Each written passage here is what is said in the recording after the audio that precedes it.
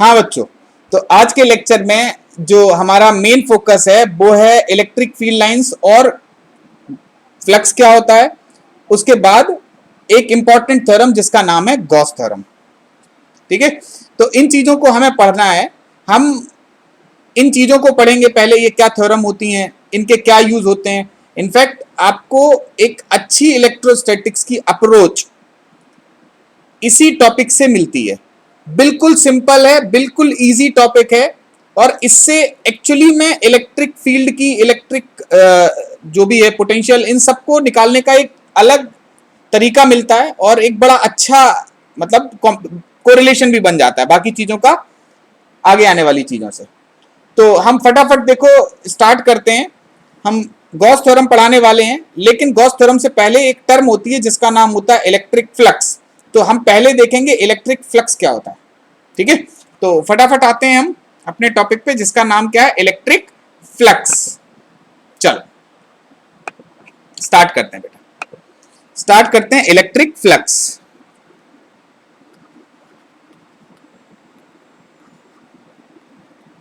देखो electric field दिखती तो है नहीं, दिखती है कहीं इलेक्ट्रिक फील्ड? नहीं दिखती। हम क्या करते हैं उसको समझने के लिए किन चीजों की मदद लेते हैं, इलेक्ट्रिक फील्ड लाइंस की।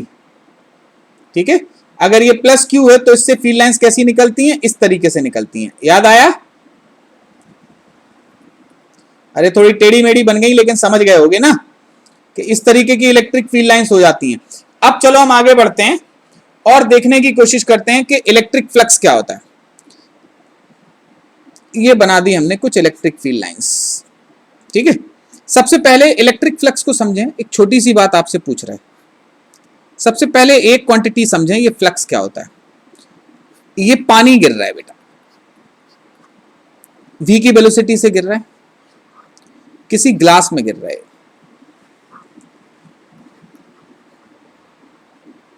वॉल्यूम पर सेकंड कितना गिर रहा है पानी का, बोलो? जितनी तेज वेलोसिटी होगी उस हिसाब से इसमें वॉल्यूम आ जाएगा।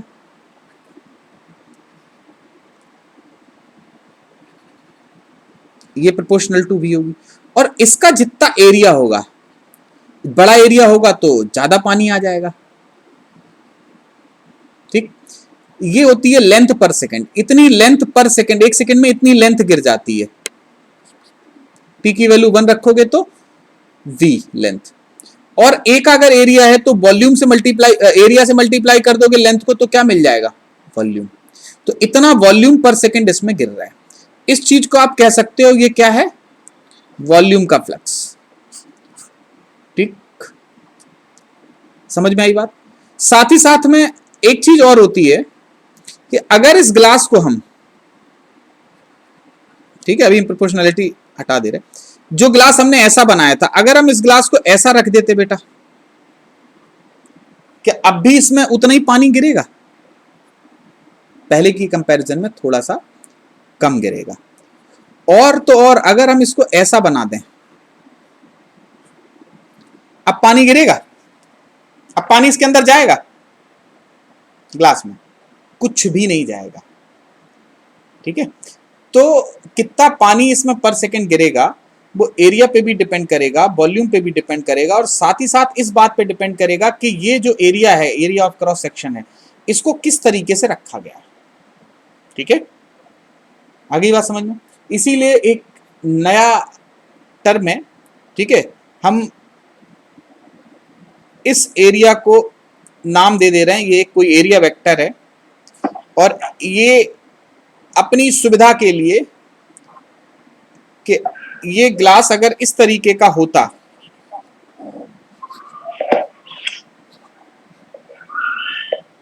ये वाला एंगल है हमारा थीटा, तो ए बी कॉस थीटा हो जाता है। करेक्ट है ये बात? ठीक है, तो कितना वॉल्यूम पर सेकंड हो रहा है, ये किस किस बात पे डिपेंड कर रहा था, एरिया पे, वॉल्यूम पे, और बीच के एंगल का कॉस कंपोनेंट। ठीक है, ये किसकी बात हो गई, इट इज वॉल्यूम फ्लक्स। अब देखो, जितनी ज्यादा इलेक्ट्रिक फील्ड किसी एरिया से पास होगी, आपको नहीं लगता कि वो इलेक्ट्रिक फील्ड का इफेक्ट उस जगह पे उतना ही ज्यादा दिखेगा ना। तो इसीलिए एक नई टर्म बनाई गई, ठीक है। ये वॉल्यूम कितना आ रहा है, वॉल्यूम फ्लक्स, कितना फील्ड किसी एरिया से क्रॉस कर रहा है, वो इलेक्ट्रिक फ्लक्स, ठीक है। तो इससे हमें कोई वास्ता नहीं था, ये हमने आपको केवल समझाने के लिए बताया था। हमारा वास्ता है, जो हमारा मतलब है, वो किससे है, इलेक्ट्रिक फ्लक्स से। तो इलेक्ट्रिक फ्लक्स क्या होता है, इसको जरा देखते हैं, लिख लो पहले तो इसको। इलेक्ट्रिक फ्लक्स होता है a physical quantity, a physical quantity which is proportional to, a physical quantity which is proportional to number of field lines passing through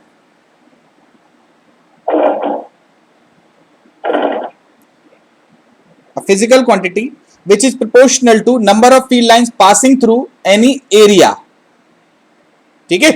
अब थोड़ा सा जरा समझो, जो बात हमने कही है उसको किस तरीके से आपको समझना है। देखो सर, स्टेटमेंट रिपीट कर दीजिए। A physical quantity which is proportional to number of field lines passing through any area, ठीक है। किसी एरिया से कितनी फील्ड लाइंस पास हो रही हैं, इस बात पे क्वांटिटी डिपेंड करती है, इसको बोलते हैं हम इलेक्ट्रिक फ्लक्स, ठीक है। अब देखो बेटा, जैसे ये कोई एरिया था एस वेक्टर, ठीक है, यहां से फील्ड लाइंस ऐसे जा रही थी, दूसरे रंग से बना दे रहे,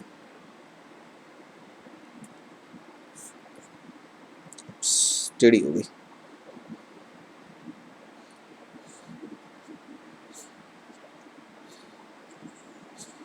इस तरीके से जा रही थी, ठीक। तो ये क्वांटिटी इलेक्ट्रिक फ्लक्स, जिसको हमने फाई बोला,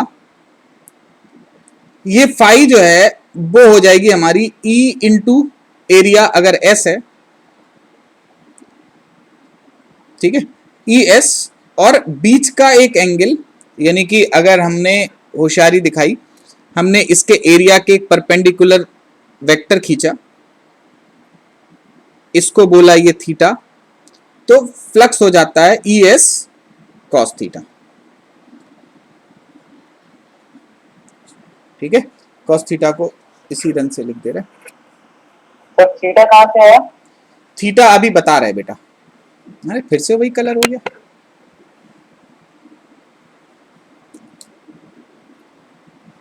थीटा बता रहे कि थीटा क्या होता है बेटा। ये एरिया से रिलेटेड इस टाइप की जो कैलकुलेशन है, ये बहुत बार इस्तेमाल होती है, इसीलिए हमने इसको थोड़ा सा अभी लिखा तो है, जस्ट बता दे रहे हैं। ई वेक्टर है इलेक्ट्रिक फील्ड, और जो एस वेक्टर है वो है एरिया वेक्टर। समझने के लिहाज से हमने इसको, क्योंकि बहुत प्रॉब्लम में इस्तेमाल होता है ये, इसीलिए हमने इसको एक नया वेक्टर का नाम दे दिया, ताकि ये मैथमेटिक्स से बहुत इजीली जुड़ जाए। ये एरिया वेक्टर होता है, इसका जो मैग्नीट्यूड है वो किसके बराबर है, एरिया के बराबर है, और इसकी जो डायरेक्शन है वो कहां से है, perpendicular to the plane of surface, ठीक है। हाँ, अगर कोई सरफेस ऐसी है, इसके दो प्लेन हो सकते हैं। अब आपके मन में आ सकता है कि दो प्लेन हो सकते हैं, एक प्लेन इधर की तरफ जा सकता है, एक प्लेन इधर, एक प्लेन मतलब अगर ये है तो एक नॉर्मल इधर की तरफ जा सकता है, एक नॉर्मल इधर की तरफ जा सकता है। अब ये वाला लेना है, ये वाला लेना है, कौन सा वाला लेंगे, क्योंकि जब दो नॉर्मल होंगे तो हमें दिशा का टेंशन लेना होगा, इधर और इधर। तो होता क्या है, कन्वेंशनली अगर कोई क्लोज सरफेस है, हम यहां पे नोट करके लिख सकते हैं, फॉर क्लोज सरफेस,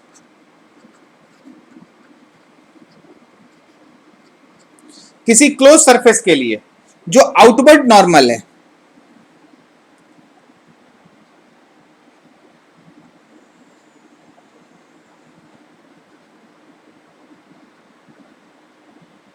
अलोंग, इधर लिख दे रहा है, दिख नहीं रहा होगा इधर,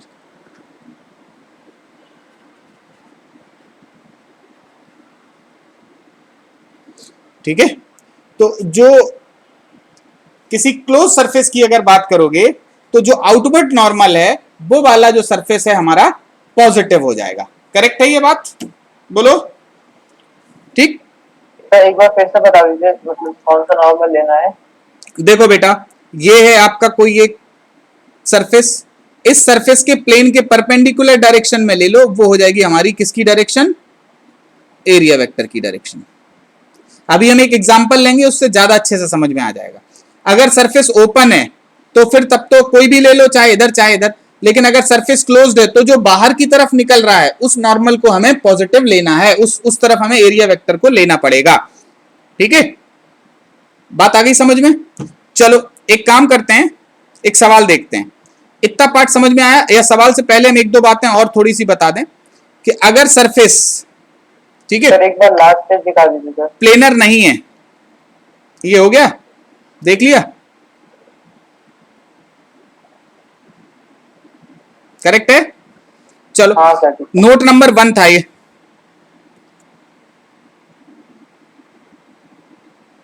चलो कोई बात नहीं, नोट नंबर 1 था ये, आप लिख लो इसके आगे।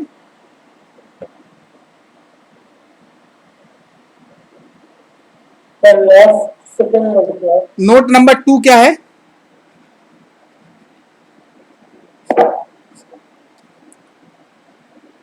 ये समझ में आया?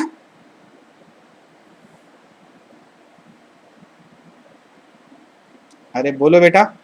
सर नोट नंबर 1 में लास्ट सेकंड वर्ड क्या है? Outward normal. ठीक है। ठीक है, नोट नंबर 2 को यहां लिख लो।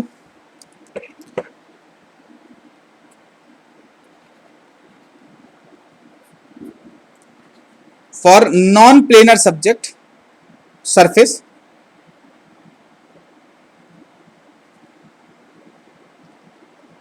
for and non-uniform field,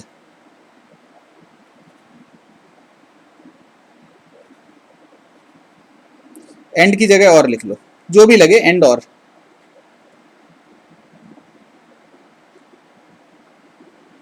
ठीक, अगर कोई नॉन प्लेनर फील्ड मिलता है या नॉन प्लेनर प्लेन सरफेस मिलती है तो जो आपका डी फाई पहले निकाल लोगे आप, ये हो जाएगा E vector dot D S vector, फिर आप इसको इंटीग्रेट कर दोगे तो आपको क्या मिल जाएगा? फ्लक्स।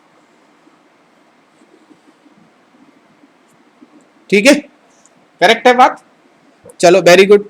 नोट नंबर 3 करके आपको लिखा रहे हैं, अगर सरफेस क्लोज्ड है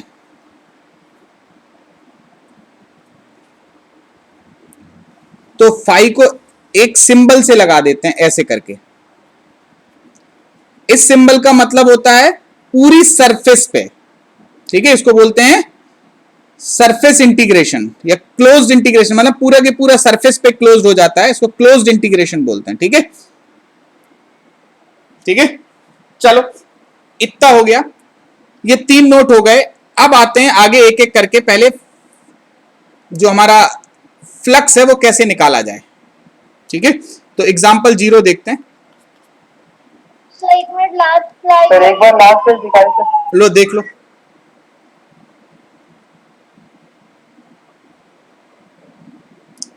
करेक्ट? सर लिखने के बाद थोड़ा टाइम रुक जाएगा करिए सर। हाँ रुके।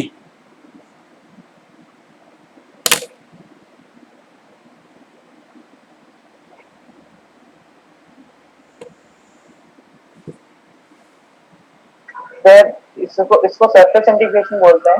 हाँ हाँ हाँ, क्लोज्ड इंटीग्रेशन बोलते हैं इसको, क्लोज्ड इंटीग्रेशन। ठीक है,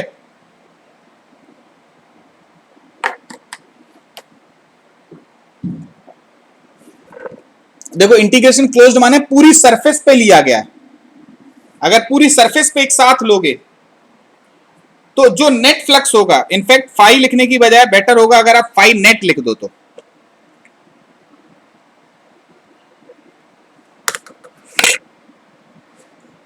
चल, अगर फाई की जगह आप फाई नेट लिख दो तो ज्यादा अच्छा हो जाएगा।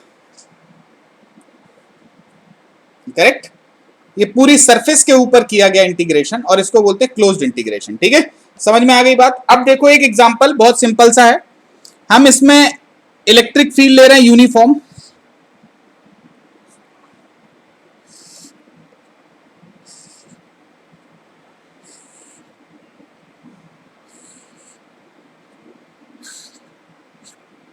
ये ई नॉट की इलेक्ट्रिक फील्ड थी। हमने एक इस तरीके की सरफेस ले ली,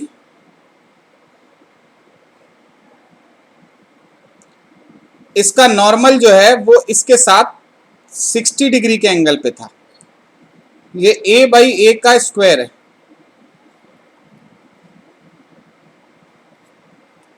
ये a बाई ए का क्या है, स्क्वायर है। अब पूछा जा रहा है कि आप बता सकते हो find flux passing through the surface. E naught a square by 2.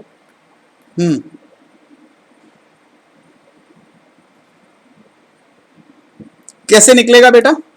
Flux के लिए अभी हमने आपको बताया five E vector dot S vector. In short लिख सकते हो ई एस कॉस थीटा। यहां पे सरफेस भी प्लेनर है, दूसरी चीज फील्ड भी यूनिफॉर्म है, डायरेक्ट लगा सकते हो। फाइव इक्वल्स टू ई की जगह लिखोगे ई नॉट, एस की जगह लिखोगे ए स्क्वायर, बीच का एंगल लगा 60 डिग्री है तो क्या लिख दोगे, कॉस 60 डिग्री। कॉस 60 डिग्री होता है हाफ, तो फ्लक्स की वैल्यू कितनी हो जाएगी, E naught a square into half. Correct है, बोलो ठीक है। Yes sir. चलो आगे बढ़े।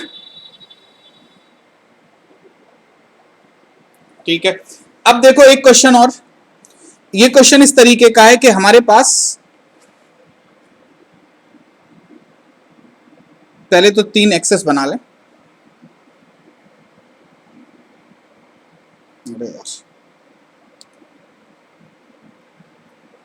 चलो 3 एक्सेस बनाए हमने इस तरीके से।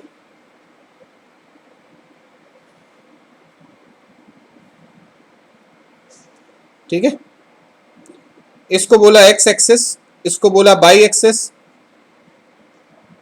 नहीं इसको बाई ना बोलो, इसको बोल दिया हमने बाई एक्सेस, इसको बोल दिया जेड एक्सेस। ठीक है, अब हमारे पास एक क्यूब था, इस तरीके से रखा था, क्यूब कह लो इसको, ज्यादा अच्छा है। लो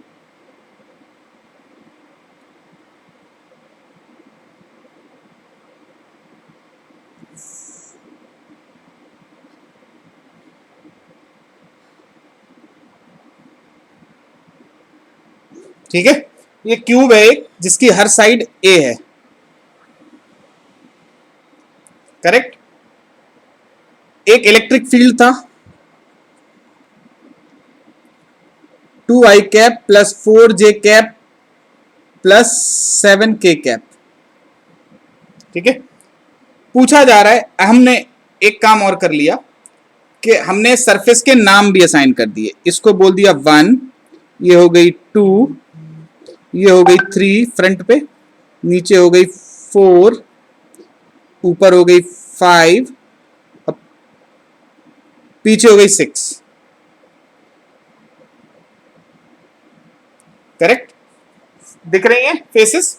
हमसे सबसे पहले पूछा गया कि find flux passing through each surface.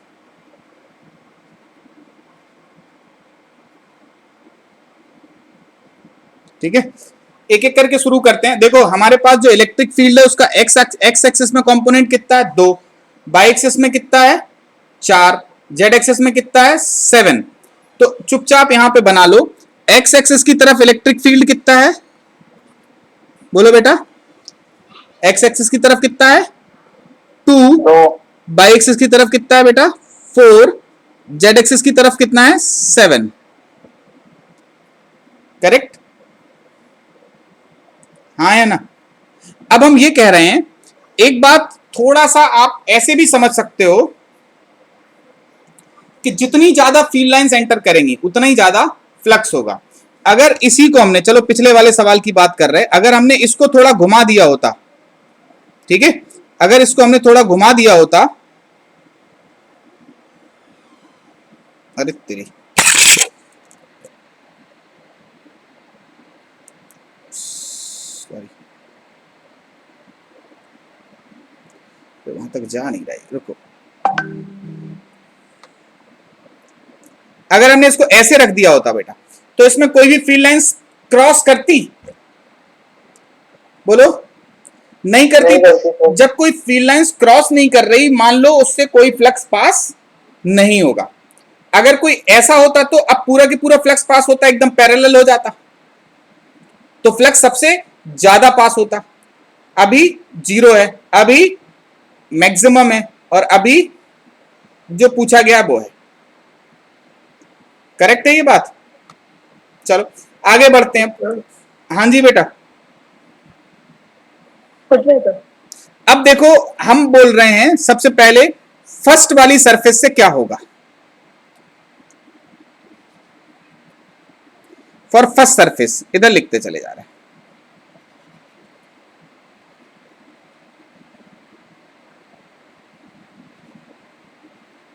ठीक, for first surface phi equals to, एक चीज थोड़ा सा समझने की है जो हम अभी बताना चाह रहे हैं। हमने आपको बताया था कि जो आउटवर्ड नॉर्मल है, ये बोला था ना फॉर क्लोज्ड सरफेस, ये क्लोज्ड सरफेस है कि ओपन सरफेस है? जो आपको दिया गया है ये क्यूब, ये क्लोज सरफेस है कि ओपन सरफेस है? बोलो बेटा। क्लोज्ड सरफेस है। तो क्लोज्ड सरफेस में हमने आपको बोला था कि जो बाहर की तरफ नॉर्मल है, जो बाहर की तरफ नॉर्मल है, आपको उसको पॉजिटिव लेना है। करेक्ट? तो इसमें बन वाली सरफेस का नॉर्मल किस तरफ होगा? बाहर होगा कि अंदर होगा? बाहर होगा। और ये 4 किस तरफ है? अंदर की तरफ। ये 7 वाले का तो कुछ होना ही नहीं है। देखो अच्छा एक बात बताओ, ये जो 7 वाला है, जो 7 वाली फील्ड लाइंस हैं, वो सरफेस रखी है ऐसे, ठीक है, सरफेस रखी है ऐसे, ठीक है, और फील्ड लाइंस जा रही हैं ऐसे। एक भी कट कर पाएगी? बोलो, कट क्रॉस नहीं करेगी, इसको सीधी निकल जाएगी ऐसी। वैसे ये दो भी ऐसे निकल जाएगा। बोलो, 2 इस तरीके से निकल जाएगा। तो ना तो ये 2 कट करेगा और ना ही ये 7 कट करेगा। बोलो, ये 2 कट कर पाएगा? बोलो, फर्स्ट वाली सरफेस पे ना 7 कर पाएगा। केवल और केवल कौन कट कर रहा है? 4। और याद रखने के लिए आप बोल सकते हो कि फील्ड लाइंस अगर किसी सरफेस के अंदर घुस रही हैं तो फ्लक्स पॉजिटिव, और अगर किसी सरफेस से बाहर निकल रही हैं तो फ्लक्स नेगेटिव। इसको आप लोग याद करके रख सकते हो, कहीं कोने में लिख लो, इस पे जो चाहो वैसे लगा लो। याद रखने के लिहाज से काफी सही चीज है कि अगर किसी क्लोज सरफेस पे फील्ड लाइंस एंटर कर रही हैं, इसका मतलब जो है फ्लक्स कैसा हो जाएगा? नेगेटिव। अगर किसी सरफेस से फील्ड लाइंस बाहर निकल रही हैं तो यहां पे फ्लक्स क्या हो जाएगा? पॉजिटिव। ठीक, क्यों? क्योंकि देखो इसका नॉर्मल इस तरफ आना है। अब डीएस और ई के बीच का एंगल क्या हो जाएगा? 180 डिग्री। 180 डिग्री में कॉस की वैल्यू क्या हो जाती है? नेगेटिव। तो जब भी फ्लक्स अंदर जाएगा, जब भी फील्ड लाइंस अंदर जाएंगी तो फ्लक्स क्या हो जाएगा बेटा?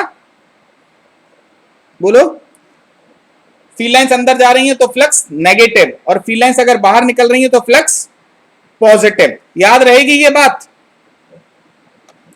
बोलो, पहली वाली सरफेस में प्लस होगा कि नेगेटिव होगा? बोलो, अंदर जा रही कि बाहर निकल रही? नेगेटिव होगा। वेरी गुड, अंदर जा रही हैं। क्या लिखोगे आप? a² इंटू केवल 4, ये 5 1 हो गया।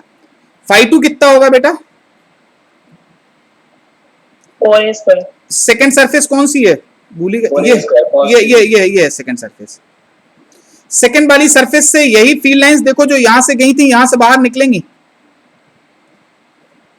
अरे बोलो यार, ये 4 पूरे पे है, ऐसे करके जा रहा है, ऐसे करके। और 7 किस तरफ है? इस तरफ। 2 किस तरफ है? तो देखो 7 भी कुछ नहीं करेंगी इस सरफेस को, एक भी फील्ड लाइंस कट करेगी इस 7 की वजह से इस सरफेस को? नहीं। ये 2 वाली जो है, वो 2 वाले की वजह से इस वाली सरफेस पे कोई असर पड़ेगा? इस पे 2 वाली पे नहीं। अरे पड़ेगा क्या? बोलो, कौन है? केवल और केवल 4 ही है और बाहर की तरफ निकल रहा है, तो प्लस लिखोगे और कितना लिखोगे? a² into 4। 5 3 कितना हो जाएगा बेटा? थर्ड वाली सरफेस ये है, बाहर की तरफ इधर है। इसके लिए कौन देखेगा भाई? 2 केबल आएगा, बताओ। इसके लिए हम कौन देखेंगे, इसी 2 को देखेंगे। तो 2 वाले से थर्ड वाले से बाहर निकल रही है, तो प्लस 2 इंटू ए स्क्वायर। 5 4 क्या हो जाएगा बेटा, 5 4 नीचे है, ये फील्ड लाइंस कहां से आ रही हैं, नीचे से आ रही हैं ना 7, तो चौथी वाली सरफेस पे बाहर निकल रही कि एंटर कर रही, एंटर कर रही, तो कौन सा साइन लगेगा, नेगेटिव। चलो सारे खुद से लिखो और नेट फ्लक्स निकालो। ये सेकंड था, वो हम पूछ लेंगे, पहले आप सारी की सारी निकालो किस सरफेस से कितनी है फ्लक्स, और फाइंड फाई नेट। चलो सब लोग करके देखो इसको, निकालो टोटल फ्लक्स कितना आ रहा है बेटा, निकालो फटाफट।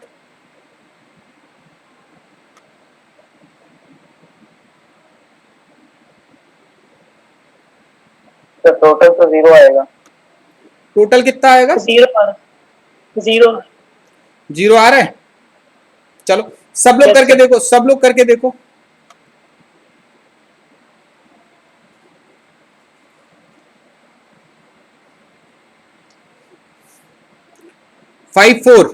फोर में अंदर से जा रहा है तो -7a²। 5 कितना हो जाएगा बेटा, 5 में बाहर से निकल रहा है कितना, 7। 5 6 कितना हो जाएगा, 6 मतलब कहां है, पीछे की तरफ, तो पीछे से आई है ना 2, इधर से आ रही थी 2, तो 6 वाले में एंटर करेगी, मतलब नेगेटिव आ जाएगा। अब अगर फाई नेट की अगर कोई बात करे, सिग्मा फाई आई हो जाएगा, बोलो। Yes sir. ये कितना होगा, जोड़ के देखो, सारे फ्लक्स जोड़ दो। ये फर्स्ट था, ये सेकंड हो गया, करेक्ट है। कोई ऐसा जिसको इतनी बात ना समझ में आई हो तो बताओ। बहुत इत्मीनान से आराम से चल रहे हैं आज हम।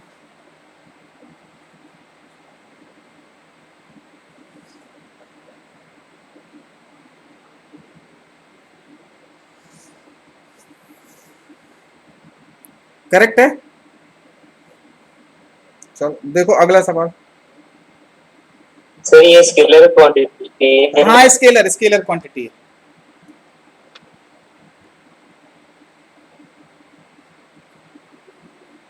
देखो बाकी सब लोग भी देखो।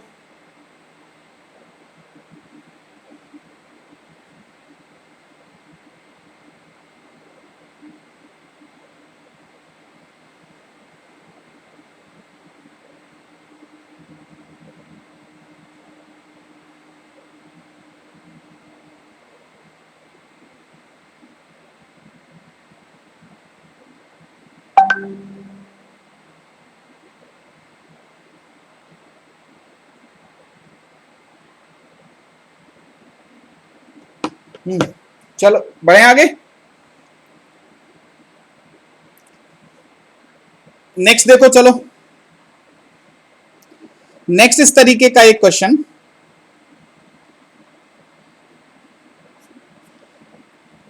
किसी एक रीजन में इलेक्ट्रिक फील्ड कुछ ऐसे वेरी कर रहा था।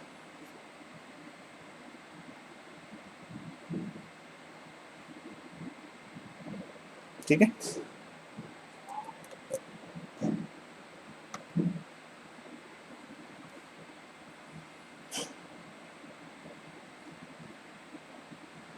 वो आई कैप पे एरर कहते हैं। आई कैप है वो,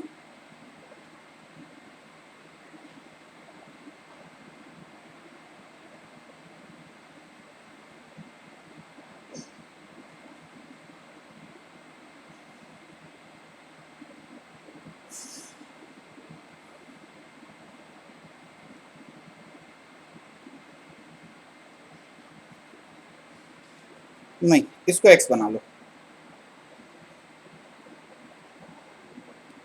इसको बना लो बाई, ये हो जाएगा -z। ठीक है, कोई फर्क नहीं पड़ता उससे। चलो अब हमने इस तरीके से रखा था इधर, वो z है कि -z? -z होगा बे, हमारे बोलने से नहीं होता, वो आया है निकल के, ठीक है, हमारे बोलने से नहीं हुआ। एक्स वाई के हिसाब से जेड निकलता है।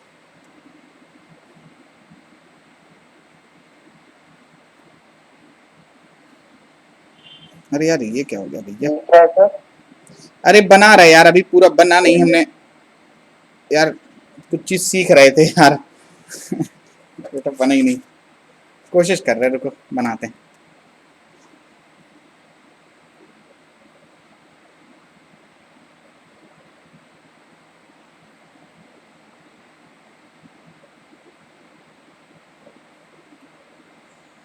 अरे ये क्या बन गया यार भैया? चलो तो इसको भी हटा ही दे रहे हैं, यहाँ पे बना दे रहे हैं अपने तरीके से, ज़्यादा अच्छा है, इन झंझटों में नहीं पड़ते हैं, ये ज़्यादा सही है। बना लो चलो, है नहीं, फिर से बन गया, चलो कोई बात नहीं।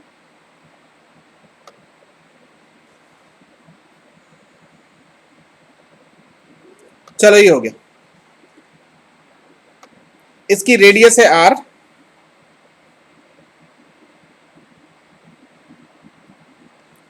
लेंथ है एल, ठीक। इलेक्ट्रिक फील्ड ये दी गई थी और पूछा गया कि फाइंड टोटल फ्लक्स या नेट फ्लक्स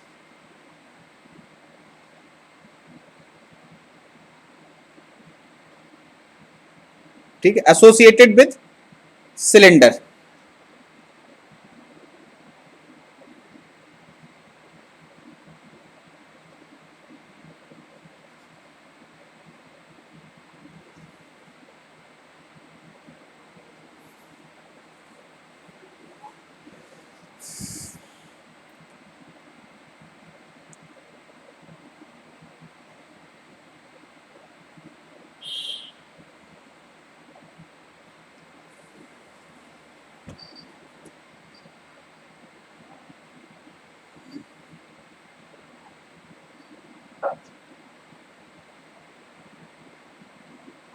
सर क्लोज है?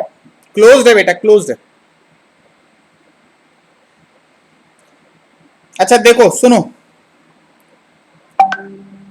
Sir E naught pi are square. चलो देखते हैं। देखो ये है हमारी पहली सरफेस, जो कर्व वाली है वो सेकंड सरफेस हो गई, और जो इधर वाली है प्लेन सरफेस, प्लेन सर्कुलर, ये जो है थर्ड हो गई, ठीक।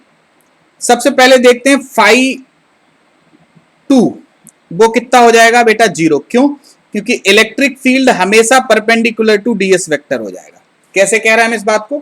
देखो जो भी फील्ड लाइंस आएंगी यहां से सीधी सीधी पास हो जाएंगी, एक भी कट करेगी, क्योंकि फील्ड किस तरफ है बेटा? एक्स एक्सेस की तरफ है, और हमारा सिलेंडर भी किस तरफ रखा है? एक्स एक्सेस की तरफ रखा है। तो कर्ड वाले स्फीयर पे, कर्ड वाले पोर्शन पे कोई भी फील्ड लाइन कट कर पाएगी क्या उसको? नहीं करेगी सर। अभी बोला ना हमने कि इससे कोई फील्ड लाइंस जुड़ेगी नहीं, कोई इससे कट नहीं करेगी। जब कट नहीं करेगी तो इस सरफेस पे कोई भी फ्लक्स आएगा? इस सरफेस से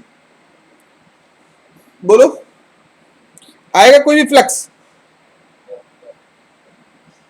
बोलो। नहीं आएगा सर। नहीं आएगा, नहीं आएगा कोई भी फ्लक्स। चलो वेरी गुड। अब देखते हैं फाई 1। फाई 1 हो जाएगा ई वेक्टर इंटू पाई, पहले तो माइनस साइन लगाएं, प्लस लगाएं माइनस लगाएं? बोलो बेटा। माइनस। क्यों? माइनस। एंटर कर रही हैं, फाई 1 इक्वल्स टू एंटर कर रही हैं तो माइनस साइन, इंटू इस जगह पे जो इलेक्ट्रिक फील्ड होगी E1 into pi are square. Correct? सही लिखी है? बोलो बात। Yes sir. E1 कितना है बेटा? इस पूरी की पूरी सरफेस पे x इक्वल्स टू क्या है? यहां पे 0 है। Yes sir. हाँ यस सर।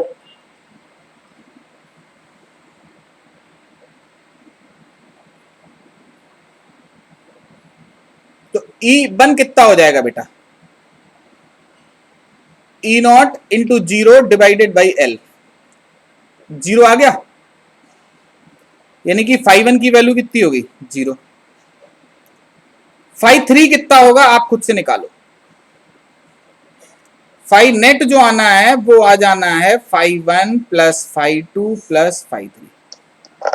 करो बेटा सर फाइ वो E naught, sir E naught pi are square होगा। E naught pi are square. कैसे? देखो E2 क्या लिखोगे इसमें, प्लस साइन लगाओगे क्योंकि यहां से फील्ड लाइंस बाहर निकलेंगी। Sir E2 into pi are square. E2 की वैल्यू कितनी है बेटा? ई नॉट नहीं, बंद रहने दो। E naught into L by L. हमारे हिसाब से फील्ड आ गया यहां पे ई नॉट, तो कितना हो गया E naught into pi are square. φ1 कितना है बेटा 0। φ2 कितना है 0। φ3 कितना है, ठीक। फाइ नेट कितना हो गया निकाल लोगे?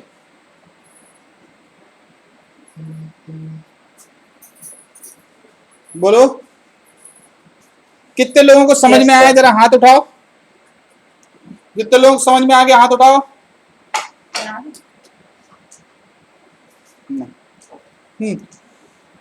ऑलमोस्ट बहुत सारे हाथ उठ गए।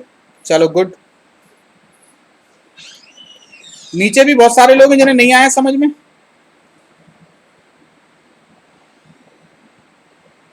कोई नया तो नहीं है बेटा आज की क्लास में?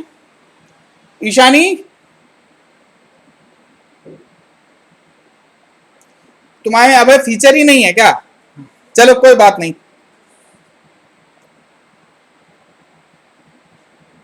बट बेटा आपका आया ईशानी?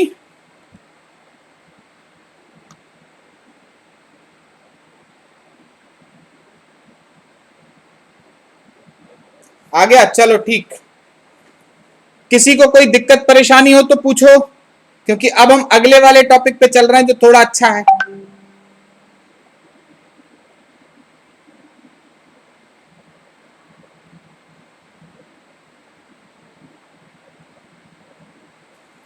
अमृतांश नंबर भेज रहे हो? किसको भेज रहे थे? गलत जगह आ गई क्या चैट तुम्हारी? चलो आगे बढ़ते हैं। गलती से लग गया सर। कोई बात नहीं, चलो आगे बढ़ते हैं। नेक्स्ट देखें। चलो अब अगला देखते हैं। नेक्स्ट है, अब हम बात कर रहे हैं एक छोटी सी चीज की कि एक पॉइंट चार्ज की वजह से कितना फ्लक्स होता है। ठीक है, ये काफी सही चीज हो जाती है, flux due two point charge.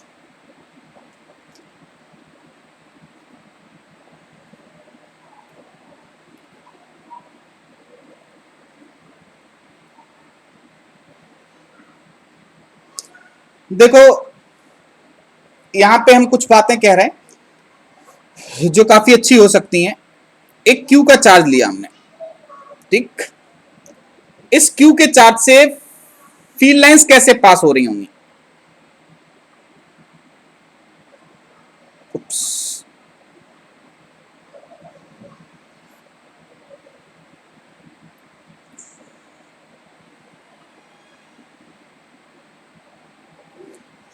ये ऐसे फील्ड लाइंस पास हो रही होंगी, बोलो हाँ या ना? ठीक। अब जो हम कह रहे हैं उस बात को जरा समझना। हम इसमें 3 सरफेस बना रहे हैं। पहली सरफेस, दूसरी सरफेस, और ये बना रहे हैं हम तीसरी surface.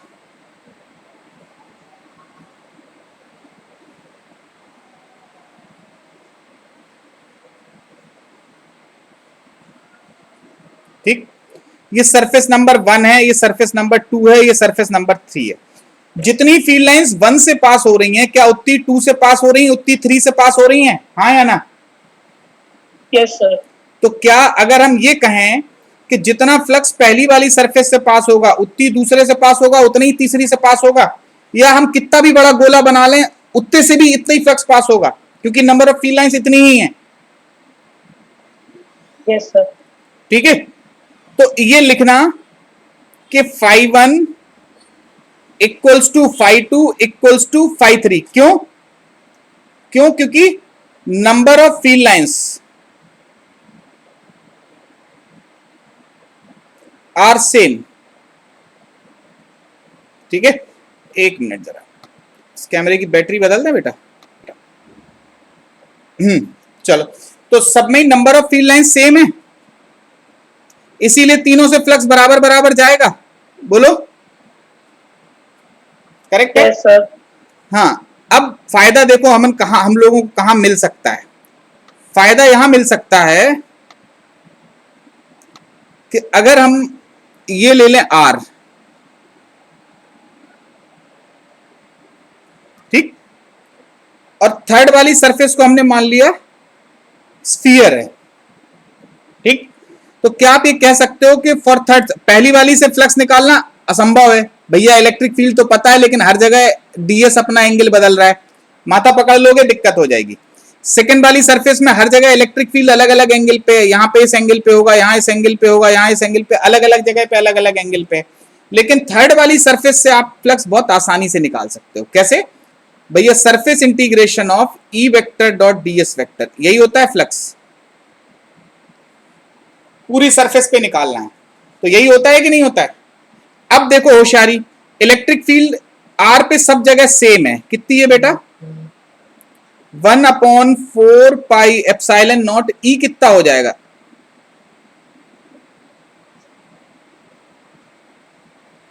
Q by R square.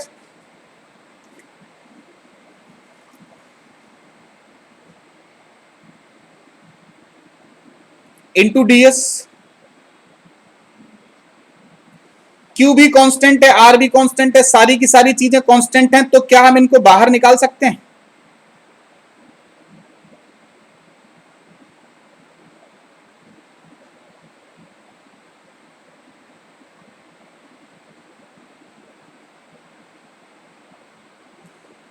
ये भी ठीक है। अब जो बात कह रहा है उसको समझो जरा, ये डीएस की वैल्यू क्या हो जाएगी?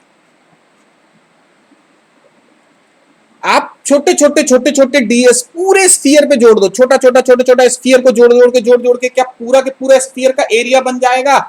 पूरे स्फीयर का एरिया कितना होता है बेटा? 4 पाई आर स्क्वायर। बोलो बेटा, 4 पाई आर स्क्वायर इतना होता है ना। ये छोटे छोटे छोटे छोटे डीएस सब जगह जुड़ गए, कितने जुड़ गए? 4 पाई आर स्क्वायर। तो इधर पे हम क्या लिखेंगे? Phi equals to Q by 4 pi epsilon naught R square into 4 pi are square. अब सब कट गए, आर स्क्वायर से आर स्क्वायर कट गया, 4 पाई से 4 पाई कट गया, और फाई इक्वल्स टू कितना आ गया? Q by epsilon not. लगाओ स्टार कि क्यू चार्ज की वजह से फ्लक्स कितना होता है? तो क्यू चार्ज की वजह से flux Q by epsilon not होता है। ये कब है? जब चार्ज अंदर है। तो इसके ऊपर लिख सकते हो केस 1,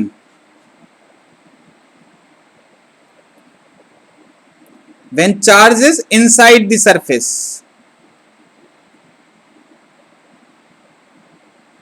ठीक है, अब केस 2 देख रहे, जब चार्ज सरफेस के बाहर रखा हो तो क्या होता है? ठीक है, तो केस 2 भी देख लो, चलो यही देख ले रहे हैं हम, थोड़ी सी जगह बाकी, इतने में ही हो जाएगा वो। केस 2 है when charge is outside the surface।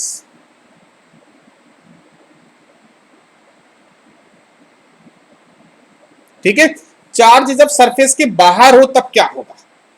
देखो यहां पे थोड़ा एक पेच है। पेच कैसा है बेटा? कि ये हमने बना ली कोई भी सरफेस, ये ले लिया क्यू का चार्ज यहां पे, ठीक है, क्यू का चार्ज लिया, इससे जो फील्ड लाइंस निकलेंगी क्या इस तरीके की निकलेंगी?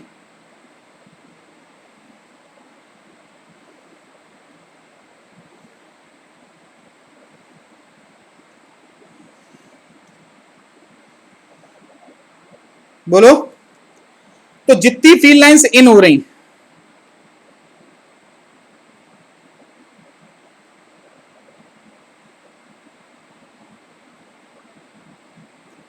इक्वल्स टू वो कितनी है, number of electric field lines out. ठीक है, तो जितना फ्लक्स अंदर गया उतना ही फ्लक्स बाहर आ गया। बोलो, तो जितना फ्लक्स नेगेटिव होगा उतना ही फ्लक्स पॉजिटिव होगा।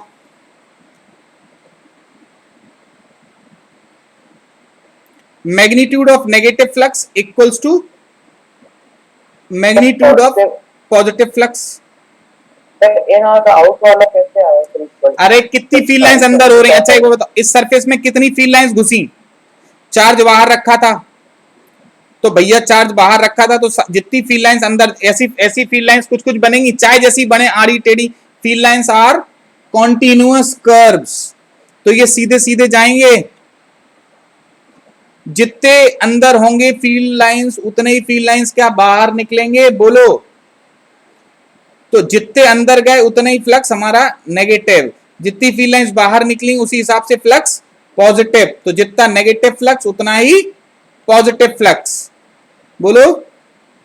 अच्छा सर, सरफेस के हिसाब से देख रहे हैं, इस साइड में घुसी, इस साइड से निकली। बस बस बस बस, वेरी गुड। एक सरफेस में गई, ये हाथ था, जितनी यहां से घुसी, 10 फील्ड लाइंस यहां से घुसी थी और 10 के 10 बाहर निकल गई, तो 10 फील्ड लाइंस अंदर गई थी, नेगेटिव फ्लक्स हुआ। 10 फील्ड लाइंस बाहर निकल गई तो उतना ही पॉजिटिव फ्लक्स हो गया। तो टोटल फ्लक्स कितना हुआ? 0 हुआ कि नहीं हुआ? हाँ सर। ठीक, चलो वेरी गुड, आगे बढ़े। तो नेट फ्लक्स कितना आ गया इस केस में?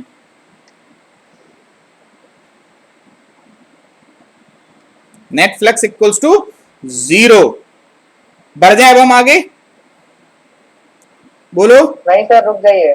हाँ रुके हैं, रुके रुके, बिल्कुल रुके बेटा।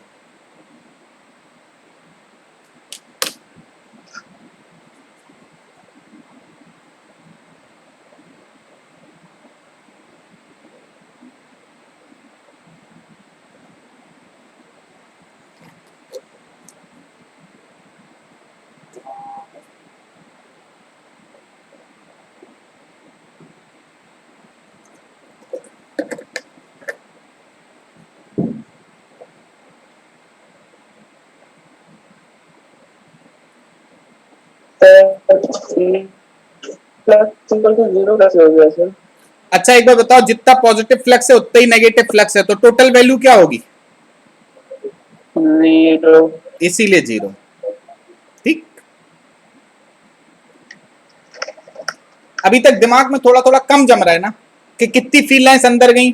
मान लो एक फील्ड लाइंस की वजह से फाई नॉट का फ्लक्स आता है, गई कितनी अंदर? 7, तो -7 फाई नॉट आया फ्लक्स, और बाहर कितनी निकली? 7, तो +7 फाई नॉट आया। तो टोटल फ्लक्स कितना हुआ? 7 phi naught plus -7 phi naught जुड़ के कितनी हो जाएंगी? 0। करेक्ट है?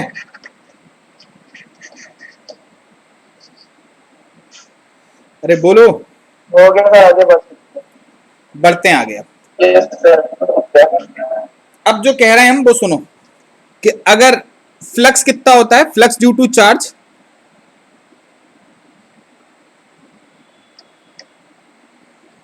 ठीक, फ्लक्स ड्यू टू चार्ज क्या होगा बेटा? देखो, हम एक थोड़ी सी साधारण बात बताएंगे, फिर थोड़ी अच्छी बात भी बताएंगे, ठीक है?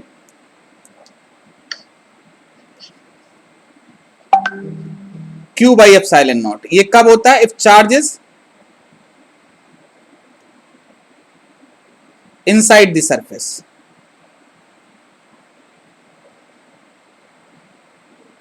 zero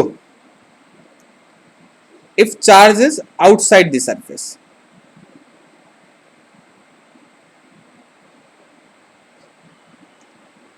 correct? इतना आ गया समझ में? अब अच्छा, कई लोग ये भी कह सकते हैं, चलो उसको हम बाद में भी देख सकते हैं। अच्छा, किसी लोगों के कई लोगों के मन में ये ख्याल आ सकता है कि अगर हमने क्यू यहां रखा, फील्ड लाइंस कैसी थी? फ्लक्स कितना था बेटा? बोलो, फ्लक्स कितना था? Q by epsilon not. Very good. अब हमने क्या किया? हमने बोला जैसे इसमें कितनी थी बेटा फील्ड लाइंस, 1 2 3 4 डंडी, नहीं 3 ही थी ना टोटल, 3 इधर 3 3 3 4 1 7, अरे 3 3 6 2 8, 8 डंडी थी, मतलब 8 फील्ड लाइंस निकल रही थी बाहर, 8 8 ना 8 निकल रही थी ना बाहर। अब हमने क्या किया, हमने इसके बगल में दूसरा चार्ज रख दिया, लेट सपोज ये 4Q0 का रख देंगे। अब जैसे ही आप 4Q0 का रखोगे, 4Q0 से फील्ड लाइंस ऐसे निकलेंगी, अबे अब ये इसको रुकावट देगा कि नहीं देगा,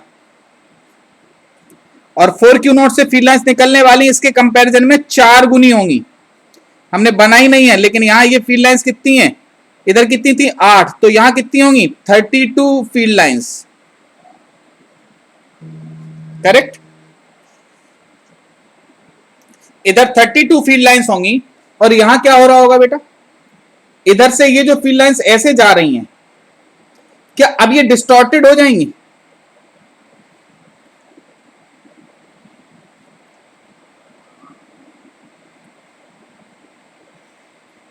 हाँ सर, लेकिन इनकी तादाद अब भी वही रहेगी, कितनी 8, 8 इतना है समझ में, अगर ये डिस्टॉर्ट भी हो जाती हैं तब भी इनकी नंबर वही रहेगी। हाँ अगर ये एक आध घुस भी जाती इसमें, अगर ये वाली फील्ड लाइंस इसमें एक आध चली भी जाती, तब भी वो जाने के बाद बाहर निकल आती, तो इसकी वजह से तो कोई फ्लक्स आता नहीं, बात समझे। तो अगर कोई दूसरा चार्ज रखा हो या ना रखा हो, उसकी प्रेजेंस या एब्सेंस में भी नंबर ऑफ फील्ड लाइंस वही रहती हैं और फ्लक्स भी वही रहता है, इतना समझ में आया, ठीक है। चलो Yes, sir. अब एक काम करते हैं, हम आपसे कुछ सवाल पूछेंगे, आपको उनके जवाब देना है। हम सिमेट्री का इस्तेमाल कर रहे हैं इन फ्लक्स कैलकुलेशन, इसको याद रखना है बहुत अच्छे से कि एक चार्ज की वजह से फ्लक्स कितना होता है, Q in by epsilon not, ठीक है। तो एक क्वेश्चन है, आज हम एक क्वेश्चन देंगे, उसमें हम अगर जो सही करेगा उसको चॉकलेट भी खिला देंगे, ठीक है। पहला क्वेश्चन है बहुत सिंपल सा, इस पे कुछ नहीं है, हमने एक क्यूब लिया है, अच्छा सबसे पहले हेडिंग डाल लें हम, use of symmetry in flux calculation, heading डाल लो use of symmetry in flux calculation.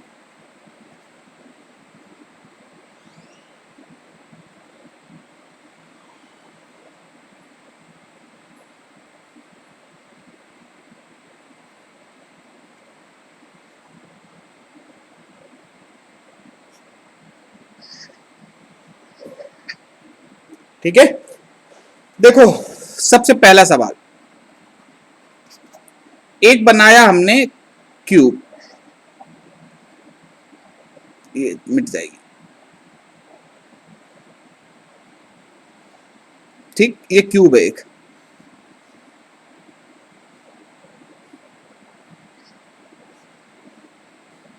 इसके एक कॉर्नर पे हमने क्यू का चार्ज रख दिया, करेक्ट, ठीक, कॉर्नर पे रखा। अब आपको सबसे पहले बताना है find flux passing through the cube या flux associated with the cube.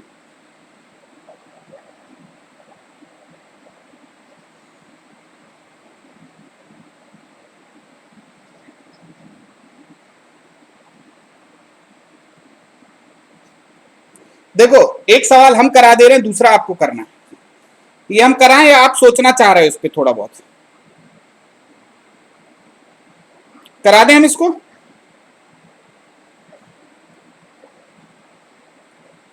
नहीं सर, ठीक रुके,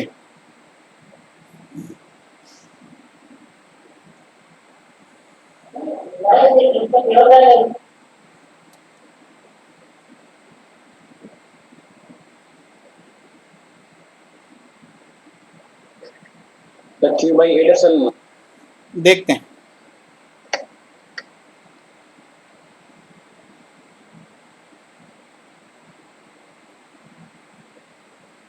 बाकी भी करो।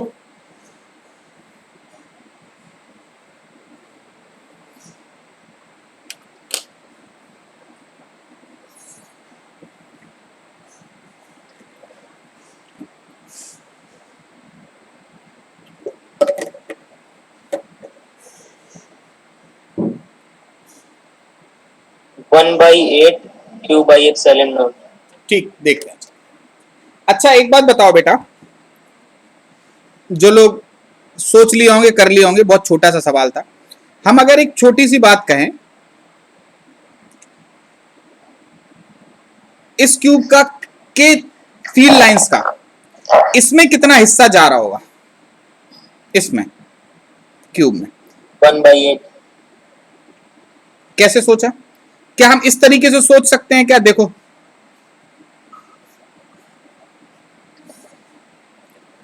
सॉलिड स्टेट पढ़ा है आप लोगों ने? यस सर, पढ़ चुके। सॉलिड स्टेट सर ने पढ़ा दिया अभी? हाँ सर। Yes sir. अबे तो ठीक है, फिर कुछ नहीं। एक बार बताओ, चार्ज का कितना हिस्सा इसके अंदर है? 1/8। 1/8। करेक्ट। तो 1/8 अंदर है और 1/8 है, पूरे की वजह से कितना जाता था? Q है सर। Q है ε0।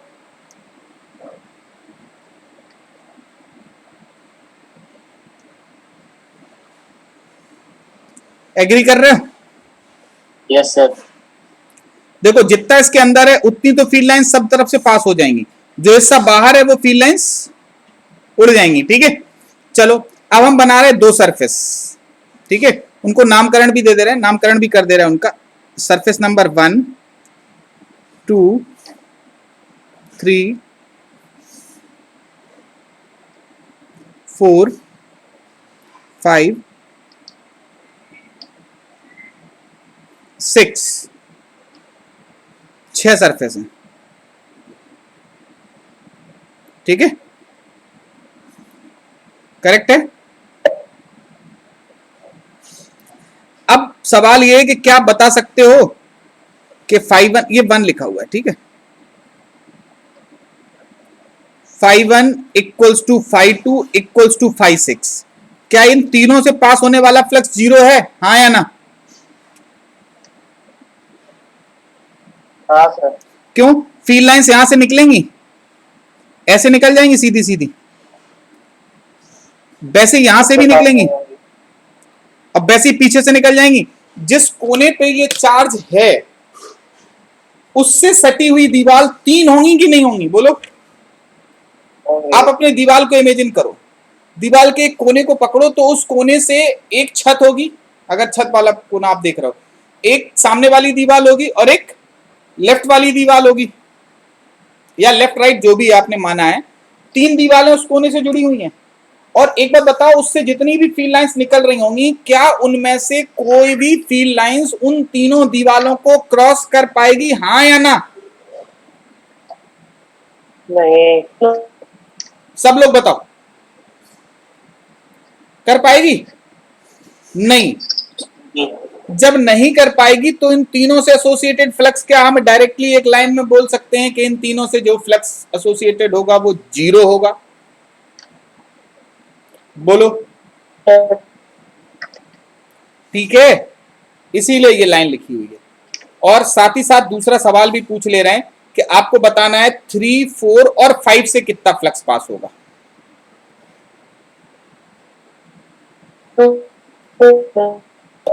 Q124 बता। Find flux passing through each surface.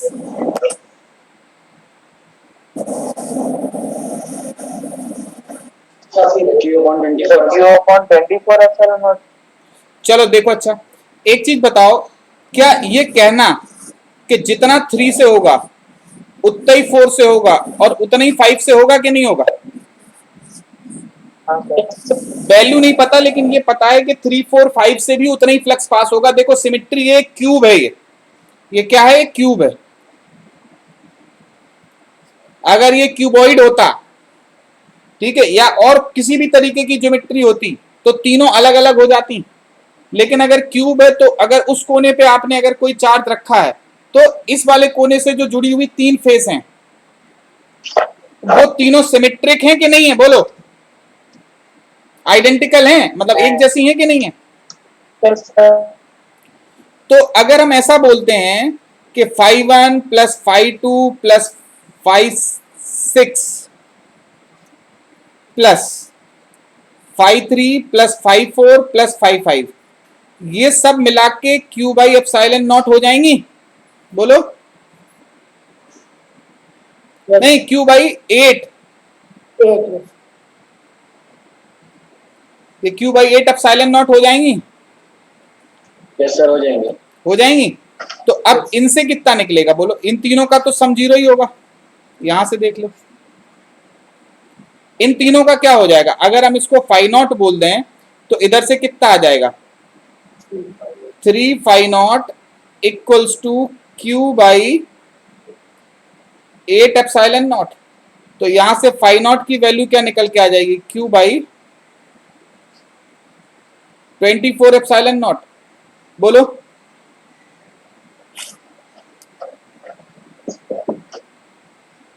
Yes, sir.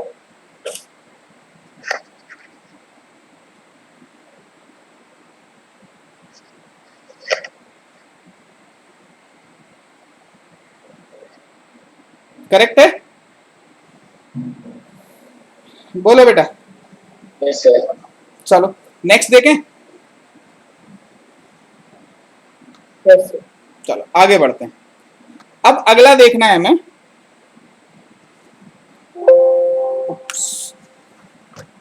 चलो नेक्स्ट अब हमें देखना है, बस एक मिनट, इसे क्या हो गया यार, ये काम क्यों नहीं कर रहा है? अच्छा अच्छा, इधर जाना है, ठीक ठीक ठीक। चलो अब हम अगले वाले पे पहुंच रहे हैं। नेक्स्ट क्वेश्चन में सेम क्यूब था,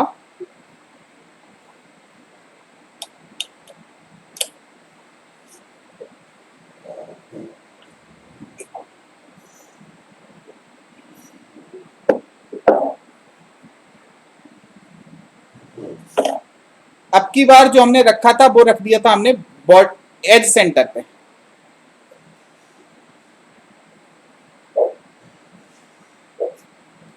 एज सेंटर पे रखा है। अब हम पूछ रहे हैं कि find flux associated with the cube. जल्दी बोलो। Q by 4 Q by epsilon naught. Q by 4 epsilon naught upon epsilon naught.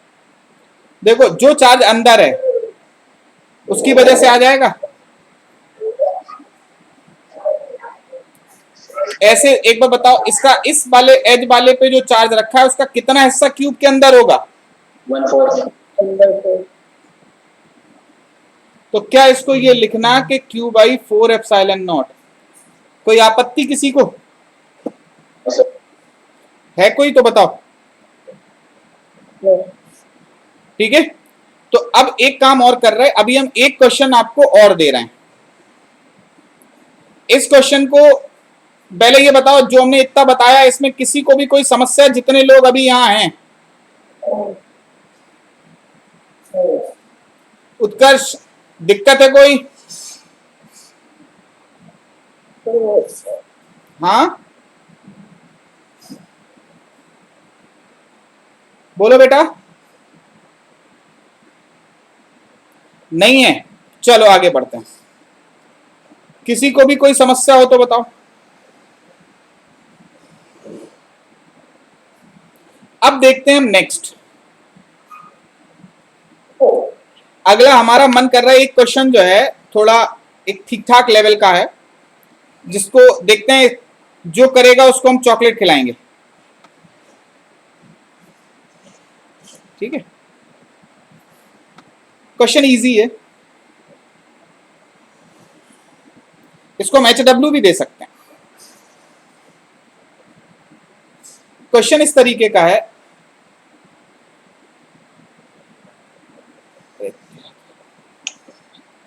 Cube वाला ही है।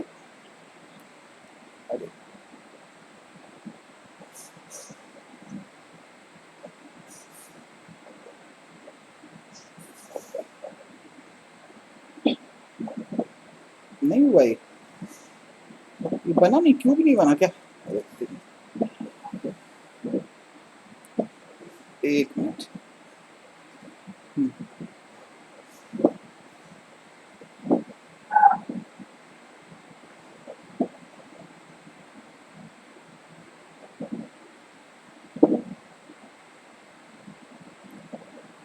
बड़ा बन गया ये।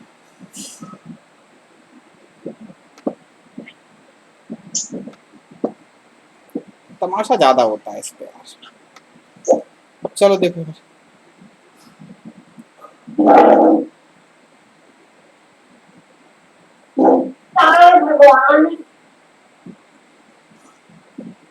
ये है एक,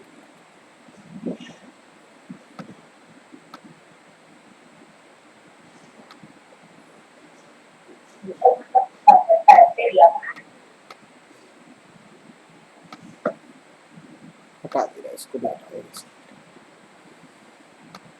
है यार, झमेला ज्यादा है इसमें, जितना काम नहीं उससे ज्यादा जो है, इससे बढ़िया ड्रॉ कर लेते हाथ से ज्यादा अच्छा है। ठीक है चलो देखो ये बन गया क्यूब। चलो देखो इसकी साइड है ए, इसके जो कॉर्नर है ए बी सी डी,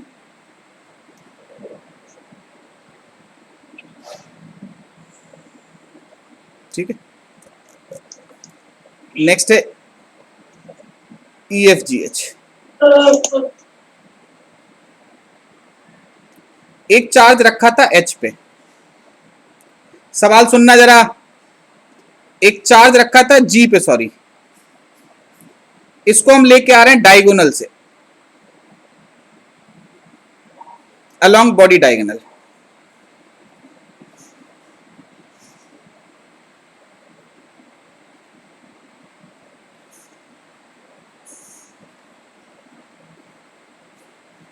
ठीक है।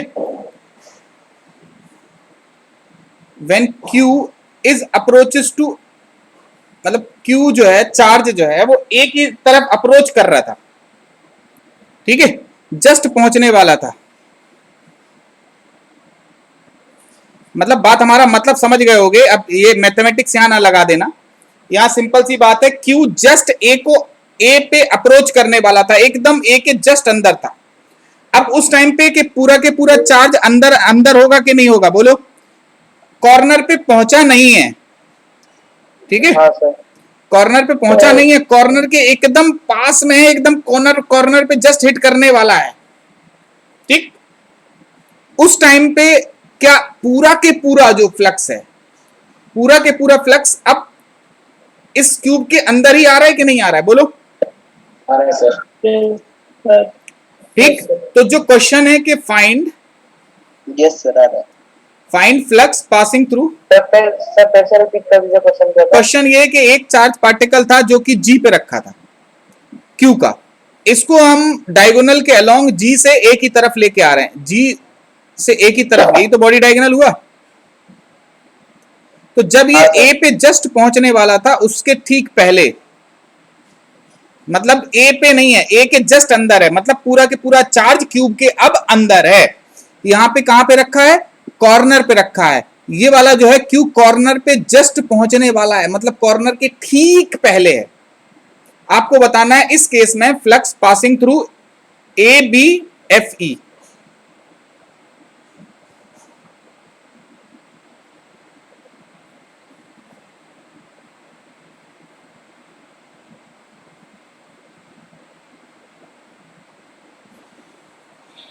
ठीक है, एक काम करो, ये क्वेश्चन यही करना चाहते हो या घर से करना चाहते हो? होमवर्क है? नहीं नहीं, हम तो हैं, हम लेक्चर को यहीं पे छोड़ दे रहे हैं और हम रुके हैं। जो हमें भेजेगा उसको हम डिस्कस करेंगे उसके साथ, ठीक है। तो हम लेक्चर को रोक रहे हैं, ठीक है, रिकॉर्डिंग रोक रहे हैं इसकी, मतलब लेक्चर नहीं रोक रहे, ठीक है। रिकॉर्डिंग के बाद जो हमसे पूछते रहे हम रुके हैं, अभी बहुत रुके रहेंगे आराम से जब तक ये डिस्कस नहीं कर लेंगे हम, ठीक है। तो इतना ही रखते हैं फिर बेटा, रिकॉर्डिंग में बंद करते हैं इसको।